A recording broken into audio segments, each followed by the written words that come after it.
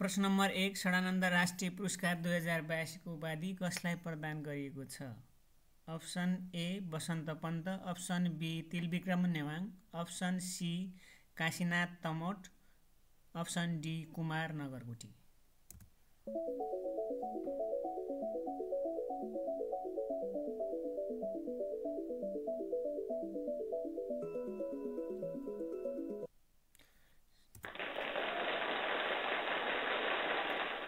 सही उत्तर रहेको छ तिलविक्रम नेवाङ। अन्य थप विवरण तथा जानकारी। आबाल ब्रह्मचारी षडानन्द प्रतिष्ठानले षडानन्द राष्ट्रिय पुरस्कार 2082 तिलविक्रम नेवाङ अथवा बैरागी काइलालाई प्रदान गरेको छ। पुरस्कार राशि रहेको छ 1 लाख रुपैयाँ। षडानन्द क्षेत्रीय पुरस्कार काशीनाथ तमोटले प्राप्त गरेका छन् भने पुरस्कार राशि रहेको छ रु 51,000। त्यस्तै रहेको छ नेपाल विज्ञान तथा प्रविधि प्रज्ञा प्रतिष्ठानले कुलपति राष्ट्रिय प्रवर्तन पुरस्कार 2082 डाक्टर बसन्त पन्तलाई प्रदान गरेको छ भने पुरस्कार राशि रहेको छ 2 लाख रुपैयाँ। त्यस्तै रहेको छ महानन्द साहित्य सम्मान 2025 साहित्यकार कुमार नगरकोटीलाई प्रदान गरिएको छ। क्वेसन नम्बर 2 हालसालै रुसका राष्ट्रपति भ्लादिमिर पुटिनद्वारा भारतको औपचारिक भ्रमणका लागि कहिले भारत प्रस्थान गरेका हुन्? Option A 2025 December 3, option B 2025 December 4, option C 2025 December 6, option D 2025 December 5।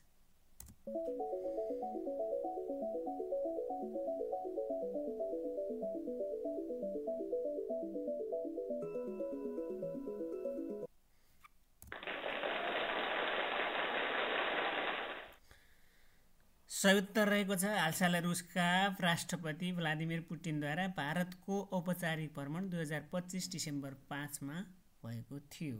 अन्य थप विवरण तथा जानकारी रहेको छ यस सम्बन्धी। त्यस्तै सन् 2025 डिसेम्बर 4 देखि 5 मा रुसका राष्ट्रपति भ्लादिमिर पुटिनद्वारा भारतको औपचारिक भ्रमण भएको हो भने त्यस्तै रहेको छ भ्रमणको क्रममा दीर्घकालीन आर्थिक रणनीति अन्तर्गत strategic areas of economical cooperation नामक कार्यक्रम सार्वजनिक गरिएको थियो।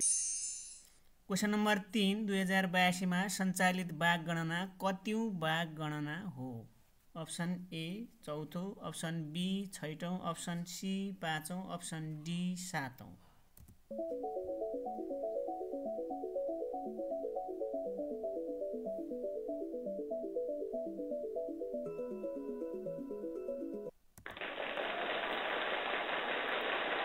दुई 2082 मा सञ्चालित बाघ गणना पाँचौं बाघ गणना हो। अन्य थप विवरण तथा जानकारी यस प्रकार रहेको छ 2082 पुसदेखि फागुनसम्म 3 महिना सञ्चालित हुने बाघ गणना चितवन, पर्सा, बाँके, बर्दिया र शुक्ला राष्ट्रिय निकुञ्जमा चाहिँ अथवा लालझारी कम्प्लेक्समा हुने राष्ट्रिय निकुञ्ज विभागले जनाएको छ भने निकुञ्जमा हरेक 4 वर्षमा बाघको गणना हुने गर्छ। 2082 पाँचौं बाघ गणना सुरु विक्रम सम्वत 2082 साल पुस 1 गतेदेखि चौथो बाघ गणना अनुसार 355 वटा बाघहरू नेपालमा रहेका छन् भने अब पाँचौं बाघ गणनामा चाहिँ कति छन्? अन्तिम गणनापछि चाहिँ नतिजा आउनेछ, त्यसपछि मात्रै थाहा हुनेछ। क्वेसन नम्बर 4 राष्ट्रिय बाल साहित्य सम्मेलन 2082 कुन जिल्लामा सञ्चालन भएको हो? Option A Rolpa, option B Salyan, option C Dang, option D Dolakha.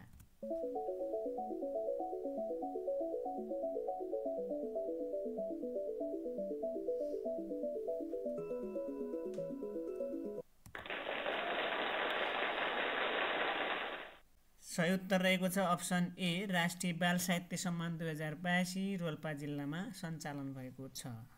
Nepal बाल साहित्य समाजको आयोजनामा विक्रम सम्वत 2082 साल मङ्सिर 18 गते 30औं राष्ट्रिय बाल साहित्य सम्मेलन 2082 रोल्पाको लिबाङमा सम्पन्न भएको हो।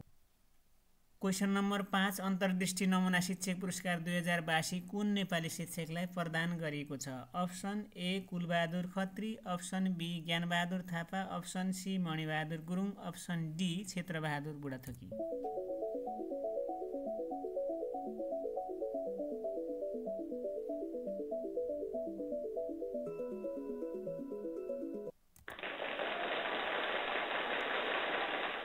सही उत्तर रहेको छ क्षेत्रबहादुर बुढाथोकी।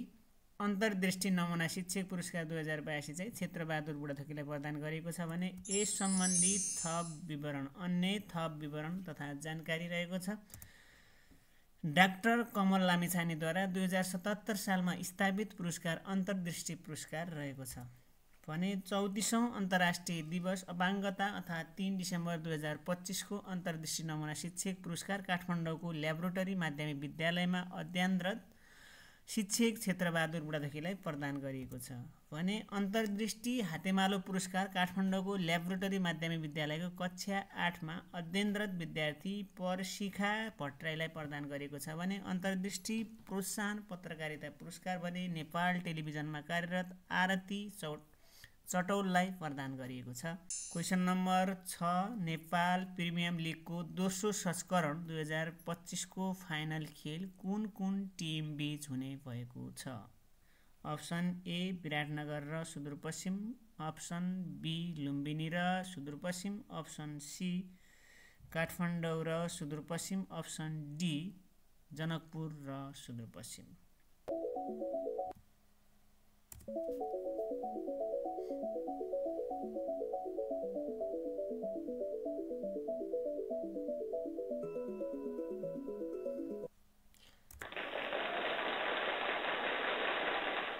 सही उत्तर रहेको छ नेपाल प्रिमियर लिगको दोस्रो संस्करण 2025 को फाइनल खेल लुम्बिनी र सुदूरपश्चिम बीच भइसकेको छ। यो क्वेसन पहिल्यै तयार भएको कारणले गर्दाखेरि चाहिँ फाइनल खेल कुन कुन टिम बीच भएको हुनेछ भन्ने भएको छ।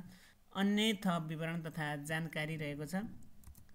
नेपाल प्रिमियर लिगको दोस्रो संस्करण 2025 को फाइनलमा पुग्ने पहिलो टिम रहेको छ सुदूरपश्चिम रोयल्स रहेको थियो भने त्यस्तै रहेको छ नेपाल प्रिमियर लिगको पहिलो संस्करणमा 2024 मा फाइनलमा पुग्ने टिमहरू जनकपुर बुल्स र सुदूरपश्चिम रोयल्स रहेका थिए। क्वेसन नम्बर 7 काठमाडौँ विश्वविद्यालयद्वारा आयोजित 2082 को कतिौं दीक्षान्त कार्यक्रम हो? अप्सन ए 31औं, अप्सन बी 29औं, अप्सन सी 30औं, अप्सन डी 28औं।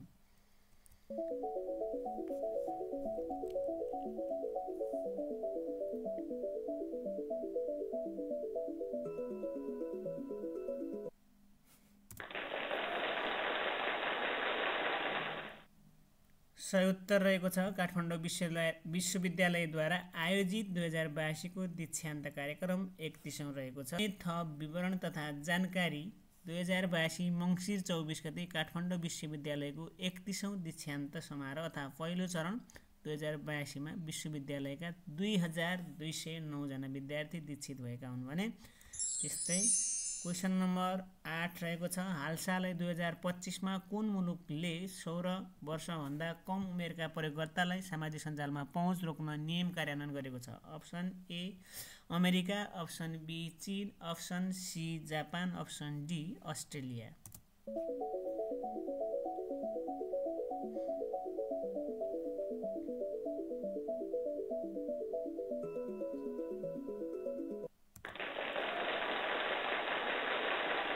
सही उत्तर रहेको छ 2025 मा अथवा 16 वर्षभन्दा कम उमेरका प्रयोगकर्तालाई सामाजिक सञ्जाल पहुँच रोक्ने नियम कार्यान्वयन गरेका छन् अस्ट्रेलियाले।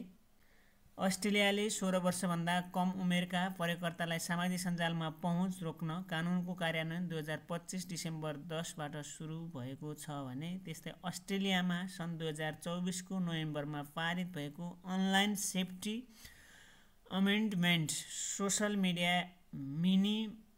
मिनिमम एज ऐन 2024 ले सामाजिक सञ्जाल प्लेटफर्महरूलाई चाहिँ 16 वर्षभन्दा कम उमेरका प्रयोगकर्ताको पहुँच रोक्न अनिवार्य गरेको थियो। क्वेसन नम्बर 9 रहेको छ हालसम्म नेपाली भाषाको अतिरिक्त अन्य भाषालाई सरकारी कामकाजको भाषा तोक्ने प्रदेशहरू कुन कुन हुन्? अप्सन ए बागमती र मध्य प्रदेश, अप्सन बी बागमती र कर्णाली प्रदेश, अप्सन सी बागमती र गण्डकी प्रदेश, त्यस्तै रहेको छ अप्सन डी बागमती र कोशी प्रदेश।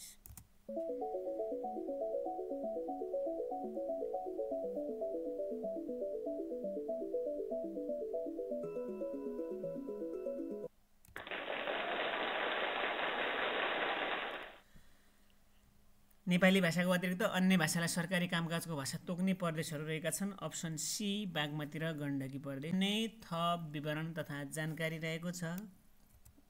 संविधानको धारा 7 को उपधारा 2 अथवा नेपाली भाषाको अतिरिक्त प्रदेशले आफ्नो प्रदेशभित्र बहुसङ्ख्यक जनताको बोल्ने एक वा एकभन्दा बढी अन्य राष्ट्र भाषालाई चाहिँ सरकारी कामकाजको भाषा निर्धारण गर्न सक्ने उल्लेख गरिएको छ भने बागमतीले 2081 वैशाख 24 गते नेपाल र तामाङ भाषालाई सरकारी भाषाको मान्यता दिएको छ भने त्यस्तै रहेको छ गण्डकी प्रदेशले पनि 2082 साल असार 24 गते मगर र गुरुङ भाषालाई चाहिँ भाषा सरकारी कामकाजको भाषाको मान्यता दिएको छ।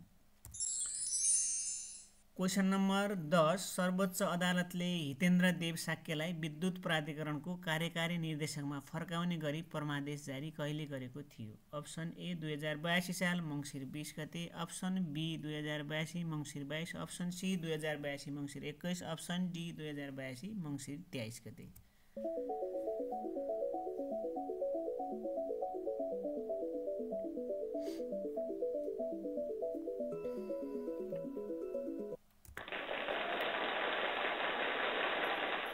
सही उत्तर रहेको छ हितेन्द्र देव साक्यलाई सर्वोच्च अदालतले 2082 साल मङ्सिर 22 गते विद्युत प्राधिकरणको कार्यकारी निर्देशकमा फर्काउने परमादेश जारी गरेका थिए। यस सम्बन्धी अन्य थप विवरण तथा जानकारी रहेको छ। 2082 असोज 5 गते बसेको मन्त्री परिषदले हितेन्द्र साक्यलाई चाहिँ हटाएर मनोज सिलवाललाई चाहिँ नियुक्त गर्ने निर्णय गरेको थियो। क्वेशन नम्बर 11 पहिलो फिफा शान्ति पुरस्कार 2025बाट सम्मानित भएका व्यक्ति को हुन्? Option A Vladimir Zelensky, option B Donald Trump, option C Lionel Messi, option D Elon Musk.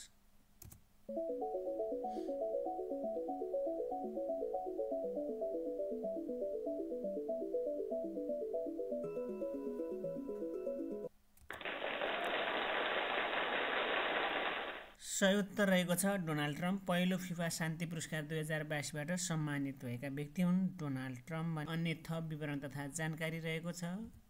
2025 December 5 मा अमेरिकाका राष्ट्रपति डोनाल्ड ट्रम्पलाई चाहिँ फिफा विश्वकप 2026 को समूह चरणको खेल तालिका सार्वजनिक समारोहमा पहिलो पटक फिफा शान्ति पुरस्कार प्रदान गरिएको छ। क्वेशन नम्बर 12 विश्व माटो दिवस 2025 को नारा के रहेको छ? Option A healthy soils for healthy cities, option B healthy soils for caring for soils, option C healthy soils for healthy life, option D healthy soils for environment.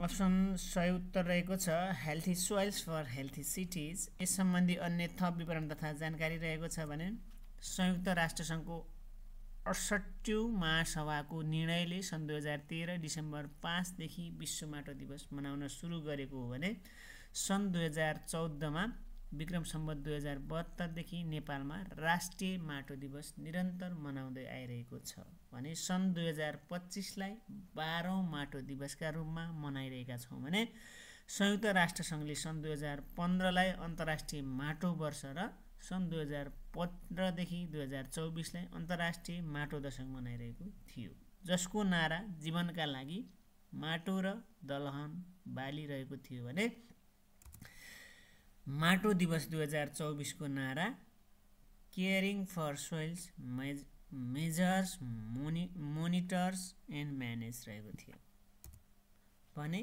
माटो दिवस 2025 को नारा healthy soils for healthy cities रहेको थियो भने स्वस्थ सहरहरूको लागि स्वस्थ माटो भन्ने रहेको थियो। Question number 13 bank of the years 2025 को अवार्डबाट सम्मानित भएको नेपाली बैङ्क कुन हो? Option A Nabil bank, option B global IME bank, option C citizens bank international, option D Kumari bank limited.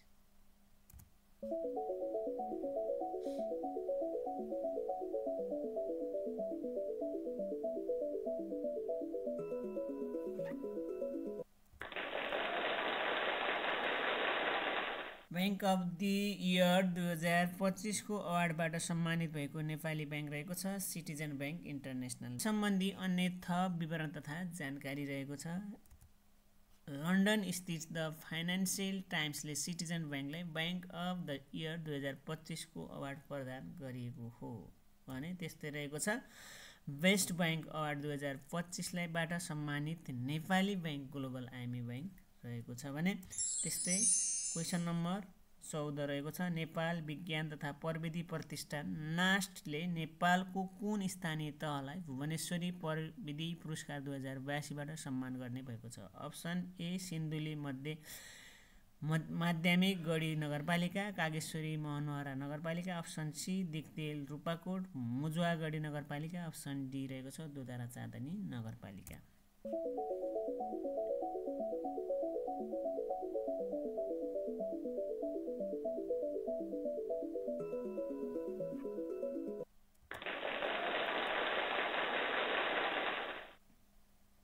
Diktel Rupakot मजुवागढी नगरपालिका रहेको छ। नेपाल विज्ञान प्रतिष्ठान नास्टले चाहिँ नेपालको स्थानीय तहलाई भुवनेश्वरी प्रतिभा पुरस्कार 2082 बाट सम्मान गर्ने भएको छ भने यस सम्बन्धी अन्य थप विवरण तथा जानकारी रहेको छ। नेपाल विज्ञान तथा प्रविधि प्रतिष्ठान नास्टले दिक्तेल रूपाकोट मजुवागढी नगरपालिकालाई भुवनेश्वरी प्रविधि पुरस्कार 2082 बाट सम्मान गर्ने भएको छ। दिक्तेल रूपाकोट मजुवागढी नगरपालिका खोटाङ जिल्लाको सदरमुकाममा अवस्थित रहेको छ भने क्वेसन नम्बर 15 रहेको छ। एसियाली विकास बैंक अथवा एडिबीले सार्वजनिक गरेको एसियन वाटर डेभलपमेन्ट आउटलुक 2025 अनुसार कति प्रतिशत घरधुरीमा मात्र प्रदूषण रहित वा सुरक्षित पानीको पहुँच पुगेको छ? Option A 14%, option B 10%, option C 18%, option D 22% रहेको छ।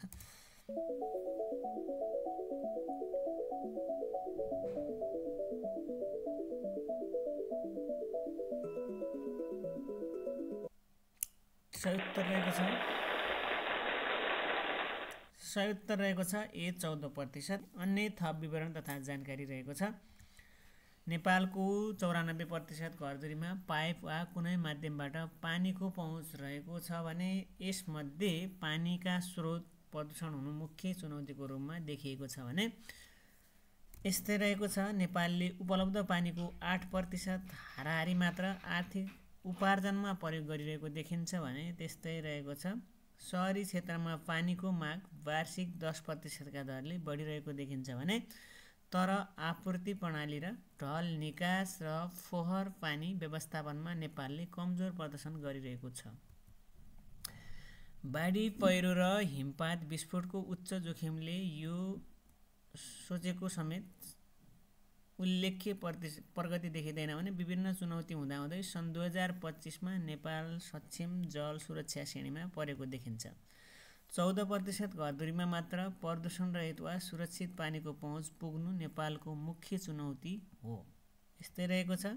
सन् 2013 यता खुला दिशा गर्ने चलनमा वात्तै कमी आएको देखिन्छ र यस्तो चलन 35% बाट झरेर 1% मा झरेको देखिन्छ भने झाडाबखलाका कारण हुने रोगको कमीमा पनि नेपालले उल्लेख्य सुधार गरेको छ। त्यस्तै रहेको छ। सहरी जल सुरक्षामा 3.3 अङ्कको सुधार देखिएको छ भने वातावरणीय जल सुरक्षामा चाहिँ 0.8 अङ्कको मात्र वृद्धि रहेको देखिन्छ।